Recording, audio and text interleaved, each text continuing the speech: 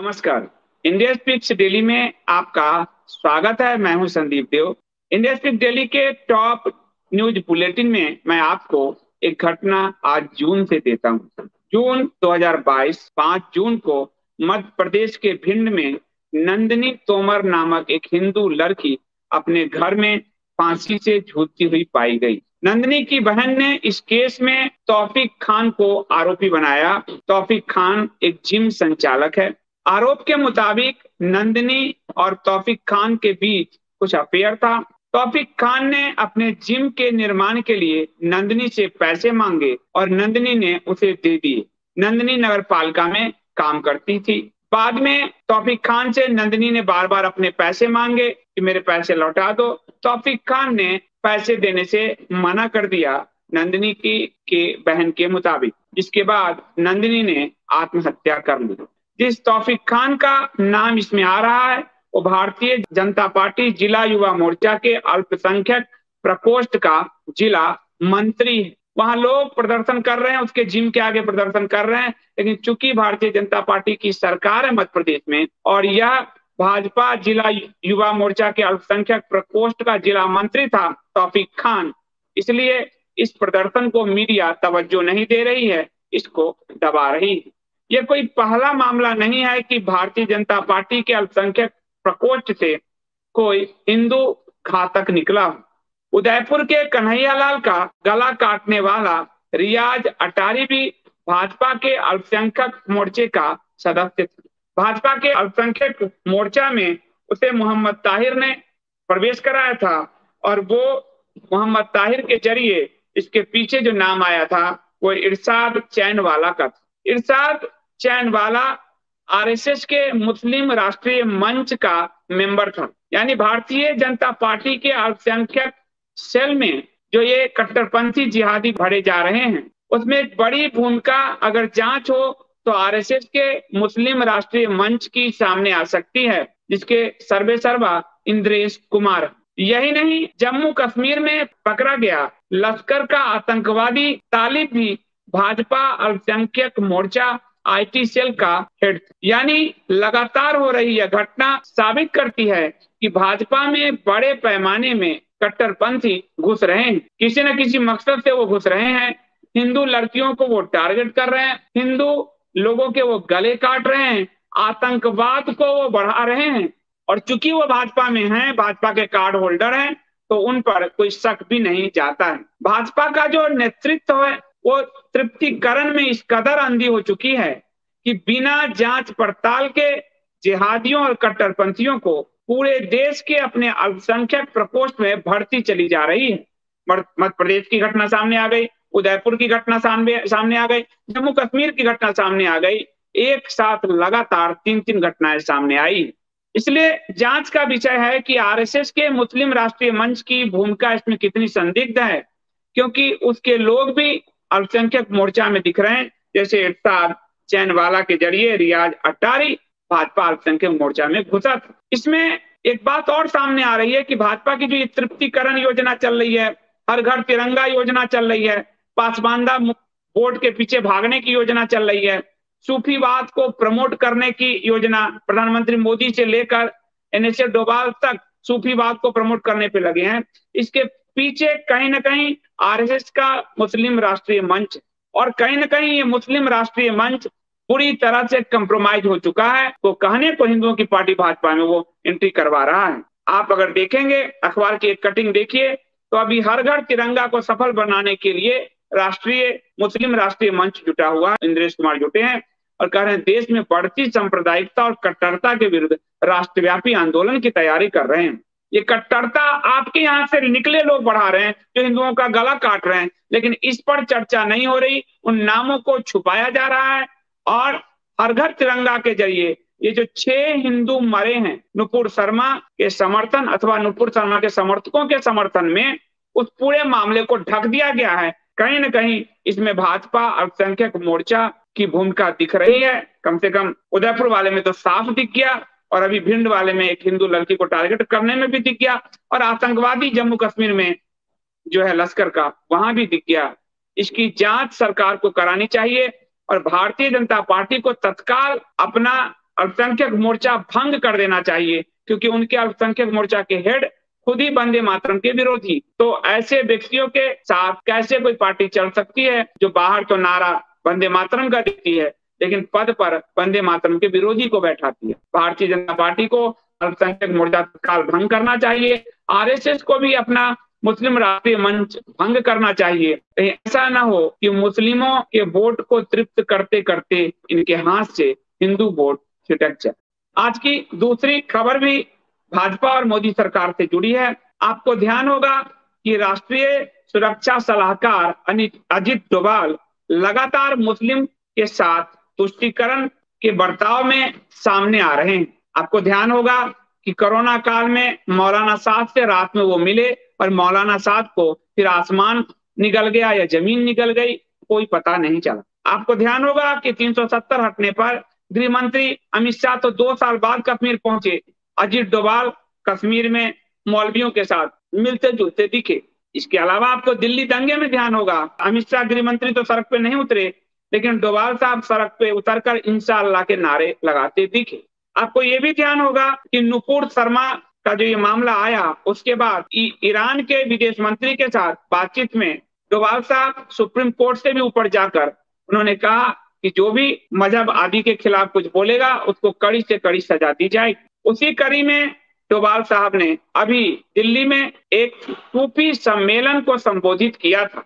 इस सूफी सम्मेलन को संबोधित करने के क्रम में एक मीडिया में रिपोर्ट आई कि सूफियों ने कहा है कि पीएफआई पर बैन लगना चाहिए और इसको मास्टर स्ट्रोकवादी अब्बासी हिंदुओं ने प्रमोट किया कि डोभाल साहब पीएफआई पे अब प्रतिबंध लगवा देंगे। उसी वक्त इंडिया स्पीक्स डेली ने और अन्य सनातनी हिंदुओं ने ये आशंका जाहिर की थी कि क्या एक कट्टरपंथी संगठन पर प्रतिबंध लगाने के लिए सरकार को कट्टरपंथियों के आगे झुकना होगा, उनसे प्रमाण पत्र लेना होगा, इतना ज्यादा सरकार की गरिमा को गिराना होगा। लेकिन मास्टर स्ट्रोकवादी तो अपने अहंकार में थे। डोभाल साहब से ज्यादा जानते हो क्या? मोदी जी से ज्यादा जानते हो क्या?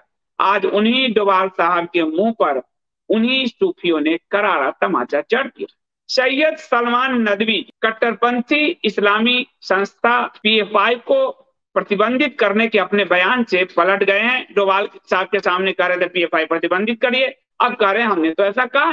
हाल ही में से अजित डोभाल ने उनसे मुलाकात की थी और इंडिया सूफी सजदा नसी काउंसिल के सम्मेलन में ये मुलाकात हुई थी। इसी कार्यक्रम के दौरान अजित डोभाल ने कहा था कि कुछ लोग धर्म के नाम पर कटुता फैलाने में लगे हैं, जिसका न सिर्फ देश पर विपरीत असर पड़ रहा है बल्कि अंतर्राष्ट्रीय स्तर पर भी इसके दुष्परिणाम सामने आते हैं। डोभाल साहब की सारी चिंता अरब कंट्री को लेकर है और ये जांच का विषय है कि अरब कंट्री को लेकर वो क्यों इतने ज्यादा सेंसिटिव हैं।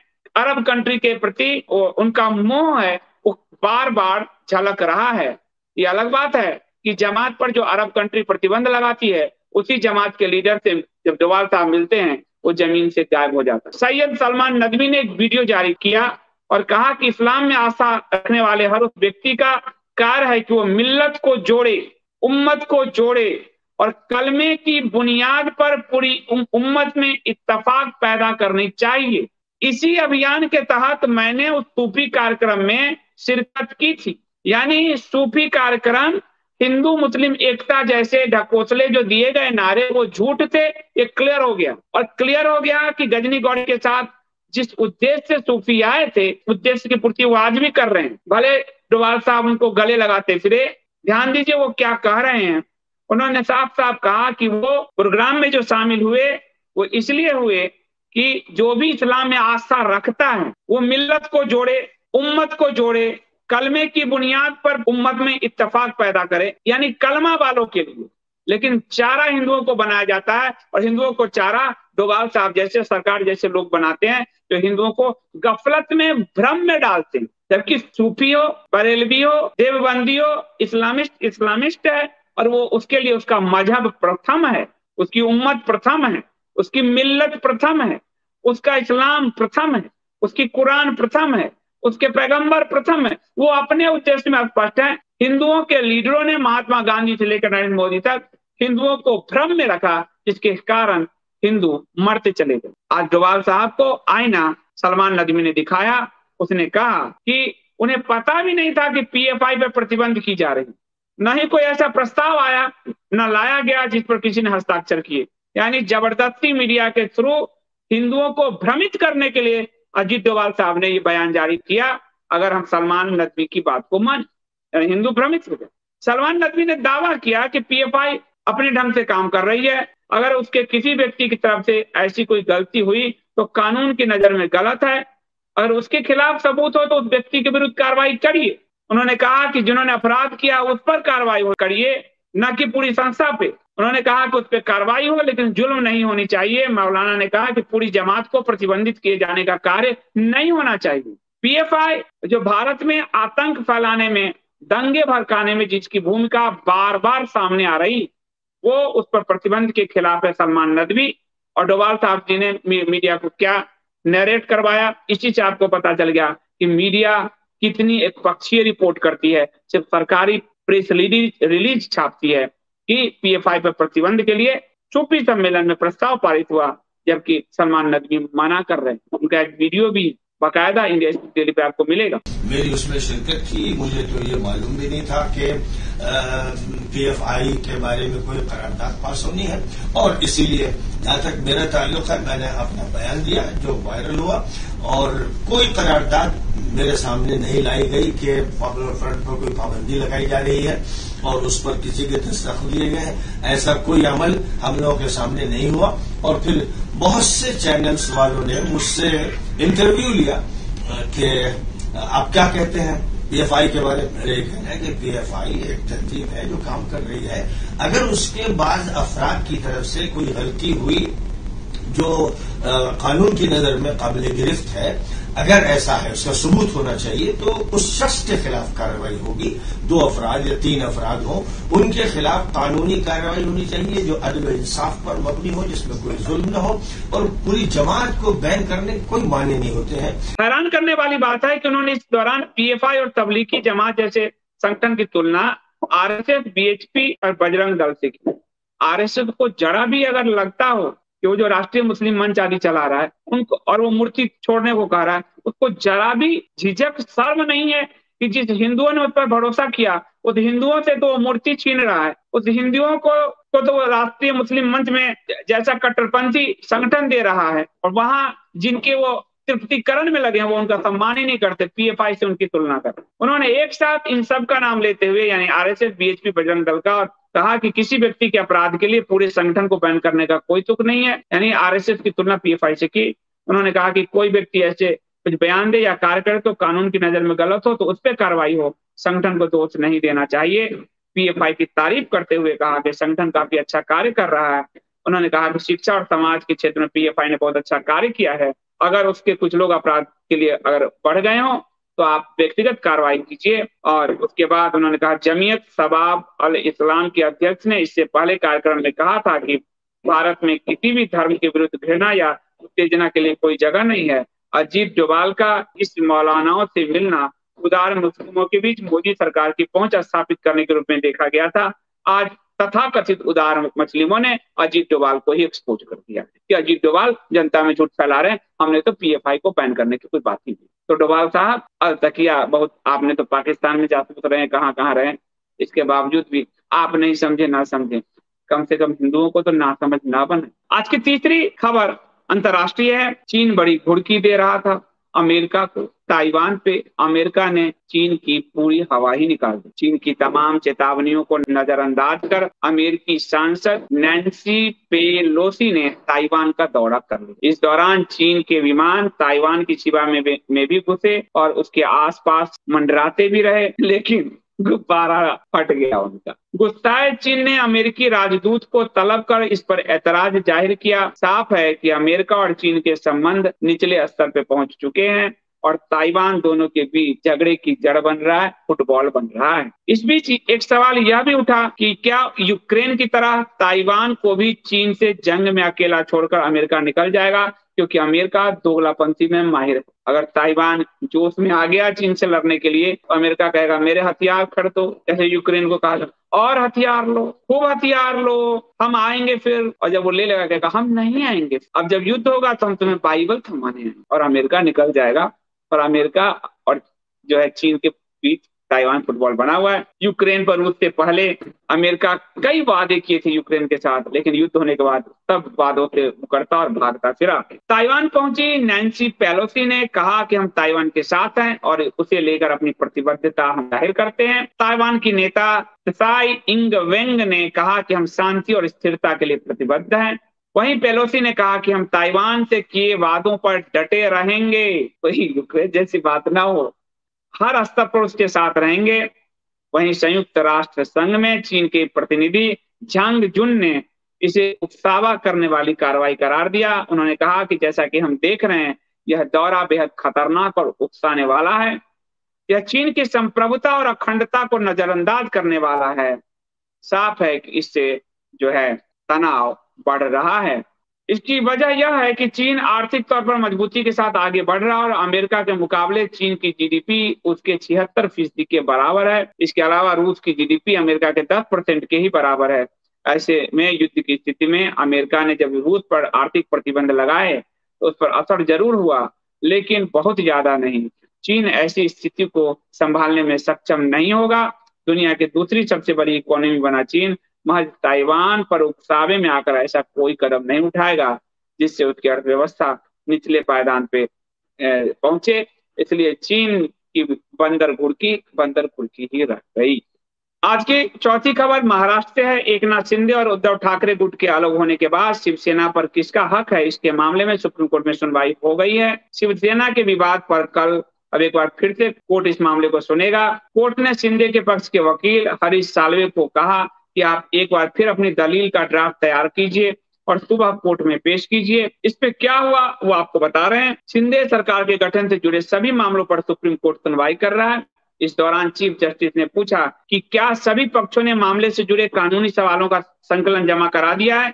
इसके जवाब में राज्यपाल के वकील सॉलिसिटर जनरल तुषार मेहता ने कहा, मैं अभी जमा करवा रहा हूँ। उद्धव कैंप के वकील हैं कपिल सिब्बल, बड़े बड़े वकील हैं। सरकार के वकील हैं तुषार मेहता, उद्धव कैंप के वकील हैं कपिल सिब्बल और हरीश साल्वे हैं शिंदे कैंप के वकील। कपिल सिब्बल ने कहा कि अगर 2/3 विधायक अलग होना चाहते हैं तो उन्हें किसी के साथ विलय करना होगा या नई पार्टी बनानी होगी। वह यह नहीं कह सकते कि वही मूल पार्टी है। सीजेआई ने यानी चीफ जस्टिस ऑफ इंडिया ने सिब्बल के सवाल के जवाब में कहा कि मतलब आप यह कह रहे हैं कि उन्हें बीजेपी में विलय कर लेना चाहिए था या अलग पार्टी बनानी चाहिए थी। सिब्बल ने कहा कि कानूनन तो शिंदे गुट को यही करना चाहिए था। सिब्बल ने कहा कि पार्टी सिर्फ विधायकों का समूह नहीं होता। इन लोगों को पार्टी की बैठक में बुलाया गया, वह नहीं आए, डिप्टी स्पीकर को चिट्ठी लिख दी, अपना विप नियुक्त कर दिया। असल में इन लोगों ने पार्टी छोड़ी है, वह मूल पार्टी होने का दावा नहीं कर सकते। आज भी शिवसेना के अध्यक्ष उद्धव ठाकरे हैं। उन्होंने कहा कि जब संविधान में 10वीं अनुसूची यानी दल बदल विरोधी प्रावधान को जोड़ा गया तो उसके कुछ उद्देश्य थे। अगर इस तरह के दुरुपयोग को अनुमति दी गई तो विधायकों का बहुमत सरकार को गिराकर गलत तरीके से सत्ता पाता रहेगा, पार्टी पर भी दावा करता रहेगा। उद्धव कैंप के दूसरे बड़े वकील हैं अभिषेक मनु सिंघवी। उन्होंने कहा कि इन लोगों को किसी पार्टी में विलय करना चाहिए था पर ऐसा नहीं किया। वह जानते हैं कि वह असली पार्टी नहीं है। सिंघवी ने कहा कि वह अपनी गलती पर पर्दा ढकने के लिए चुनाव आयोग से मान्यता पाने की कोशिश कर रहे हैं। इस पर शिंदे गुट के वकील हरीश साल्वे ने कहा कि जिस नेता को बहुमत का समर्थन ना हो वह कैसे बना नेता रह सकता है। शिवसेना के अंदर ही कई बदलाव हो चुके हैं। सिब्बल ने जो बातें कही हैं वह प्रासंगिक नहीं है। किसने इन विधायकों को अयोग्य ठहरा दिया? जब पार्टी में अंदरूनी बंटवारा हो चुका हो तो दूसरे गुट की बैठक में न जाना अयोग्यता कैसे हो गया? सीजेआई ने कहा कि इस तरह से तो पार्टी का कोई मतलब ही नहीं रह जाएगा। आप जो कर विधायक चुने जाने के बाद कोई कुछ भी कर सकता है। फिर इसके जवाब में साल्वे ने कहा कि हमारे यहाँ एक भ्रम है कि किसी नेता को ही पूरी पार्टी मान लिया जाता। हम अभी भी पार्टी में हैं, हमने पार्टी नहीं छोड़ी है, हमने नेता के खिलाफ आवाज उठाई है। किसी ने शिवसेना नहीं छोड़ी, बस पार्टी में 2 गुट हैं। क्या 1969 में कांग्रेस में भी ऐसा नहीं हुआ था? कई बार ऐसा हो चुका है। चुनाव आयोग तय करता है, इसे विधायकों की अयोग्यता से जोड़ना सही नहीं है। वैसे भी किसी ने उन्हें अयोग्य नहीं ठहराया। शिंदे गुट की तरफ से दलीलें रखी जा रही है कि अयोग्यता का सवाल ही नहीं उठता। उन्होंने कहा कि फ्लोर टेस्ट की तो नौबत नहीं आई। तो ये पूरा मामला जो है ये लंबा चल रहा है और दोनों पक्ष जिरह कर रहे हैं दावा कि कौन कितना पानी में है, किसके साथ कितने विधायक। आज की आखिरी खबर महाराष्ट्र से ही है। महाराष्ट्र में संजय राउत को लेकर जो विवाद है वो गहरा रहा है। संजय राउत का हमने क्या बिगाड़ा? पात्राचौल के लोग कह रहे हैं कि अगर संजय राउत हमें मिल जाए तो मैं उन्हें चप्पलों से पीटूंगी। ये पात्राचौल की पीड़िता 85 साल की बुजुर्ग शांताबाई मारुति सोनवने ने कहा है। उनके बयान को नवभारत टाइम्स ने छापा। उन्होंने नवभारत टाइम्स को बताया कि जब वो 13 साल की थी तब शादी के बाद यहाँ रहने आई थी। उस वक्त 20 रुपए किराया था, आज किराया आसमान छू रहा है, लेकिन उसका भी कोई अता पता नहीं। बिल्डर ने घर खाली कराने के बाद कुछ साल तक तो किराया दिया, लेकिन उसके बाद हाथ खड़े कर दिए। वो बार बार यही सवाल पूछ रही कि आखिर हमने संजय राउत का क्या बिगाड़ा है, उसके घोटाले की वजह से हमें क्यों सफर करना पड़ रहा है। शांताबाई ने कहा कि हमें कोई उम्मीद नहीं है। 13 साल की उम्र से आज मैं 85 साल की हो चुकी हूँ, लेकिन अभी तक हमारे घर के बदले जो फ्लैट मिलने वाला था उसका कोई अता पता नहीं। यह मेरे जीवन में मिल भी पाएगा या नहीं मुझे नहीं मालूम। उन्होंने कहा कि नेता यहाँ पर आते हैं, वादे करते हैं, चले जाते हैं, उसके बाद कोई भी मुड़कर नहीं देखता। आज की तारीख में इस चौल में रहने वाला हर व्यक्ति बेघर है, जैसे तैसे गुजर बसर कर रहा है और आमदनी का जरिया भी लोगों के पास नहीं है। तो ये जो संजय राउत का नाम सुनते ही वहां के लोग उबल पड़ रहे हैं। ये संजय राउत को सोचना चाहिए। 4 तारीख तक संजय राउत ईडी की कस्टडी में है और संजय राउत को ईडी से छुड़ाने के लिए पूरा जो विपक्ष कुनबा है वो ईडी को ही समाप्त करने पर लगा हुआ है, उसके खिलाफ ही बयानबाजी कर रहा है। और क्योंकि ईडी मजबूत तरीके से जांच कर रही है और ईडी को ये मजबूती कांग्रेस की ही सरकार ने जब चिदम्बरम थे मंत्री तब दिया था। इसलिए 17 विपक्षी पार्टियों ने सुप्रीम कोर्ट के उस फैसले को खतरनाक करार दिया जिसमें 2019 में मनी लॉन्ड्रिंग रोकथाम अधिनियम PMLA में किए गए संशोधन को बरकरार रखा गया है, जिससे प्रवर्तन निदेशालय यानी ईडी जैसी एजेंसियों को ज्यादा अधिकार मिलता है। ईडी को अधिकार मिलने के कारण ही आज संजय राउत, नवाब मलिक जेल में है। सोनिया, राहुल पूछताछ के लिए यहाँ से वहां दौड़ भाग कर रहे हैं। आज के बुलेटिन में इतना ही। कल रात्रि मैं 9 बजे मिलूंगा आपसे नए न्यूज बुलेटिन के साथ। तब तक के लिए मुझे अनुमति दीजिए। आपको न्यूज बुलेटिन कैसा लग रहा है? आप जो प्रतिक्रिया दे रहे हैं वो सकारात्मक है। मैं सारी प्रतिक्रियाओं को स्वयं पढ़ रहा हूँ। अभी के लिए इतना ही। बहुत बहुत धन्यवाद। शुभ रात्रि।